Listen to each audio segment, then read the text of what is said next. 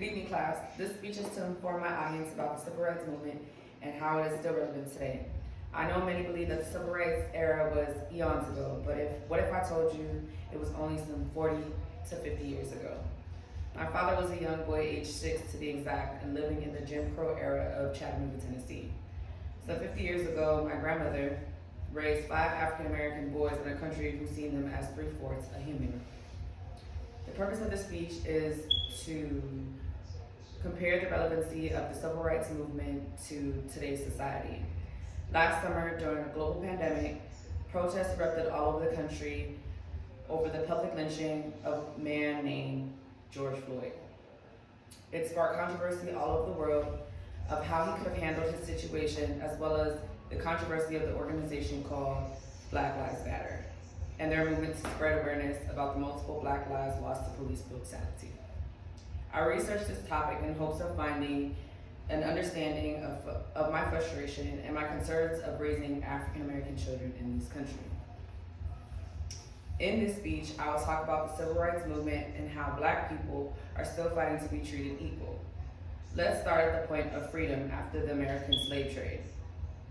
As early as the 1800s, African Americans were bought and sold into slavery by African slave traders. They packed boats for months at a time with life-threatening diseases full of slaves, and these slaves were whipped and burned by their owners and sometimes even deprived of food. Other times, they were stripped from their families and never saw them again. According to the Civil Rights Movement book by Wendy Coughlin, America was built off the backs of these slaves. Slavery was abolished in 1808.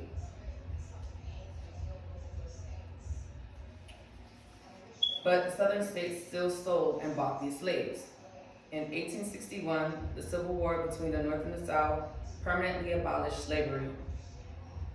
After slaves were set free, they struggled with living life as free peoples due to not being allowed to read during slavery and write as slaves. And not only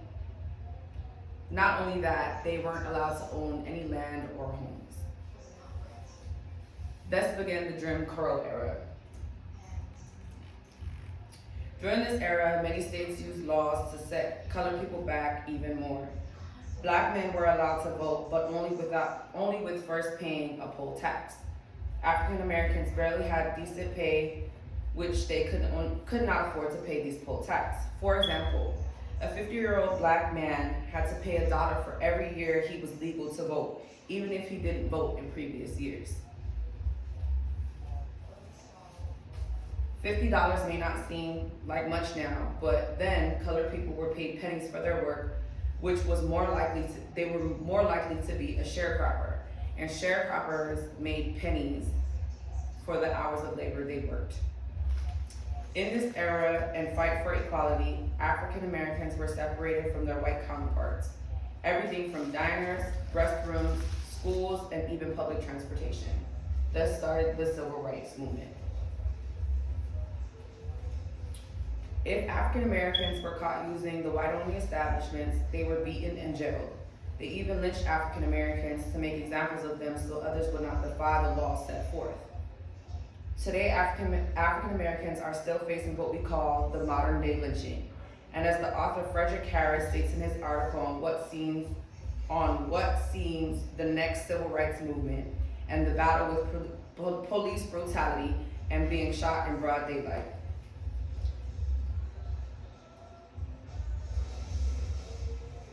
The social justice movement, Black Lives Matter, has become the focal point on driving awareness to these modern day lynchings. It was created to seek justice and accountability for the men and women who swore to protect us, but has instead taken innocent lives with no repercussion.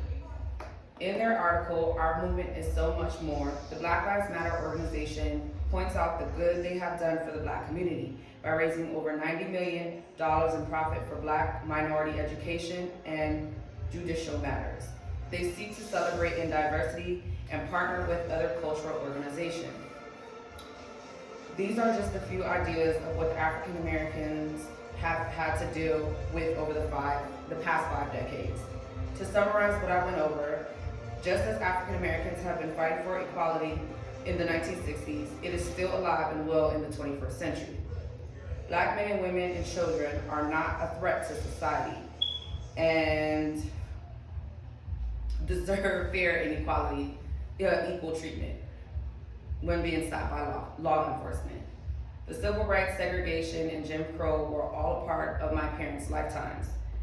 The fight to be treated equal has gone on now for 5 decades in pursuit to live the American dream that was laid out by the Constitution. Black Americans should not fear law enforcement, who have sworn an oath to serve and protect them as they have any other race in America. There are still laws preventing equal treatment for African Americans, with Georgia just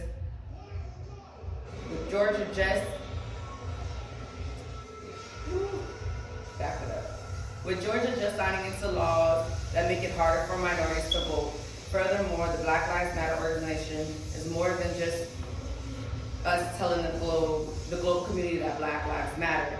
As quoted by Patrisse Cullors, the author of the article, "Our Movement is so much more." Thank you for listening, and I hope this sheds some important information on civil rights and the relevancy to today.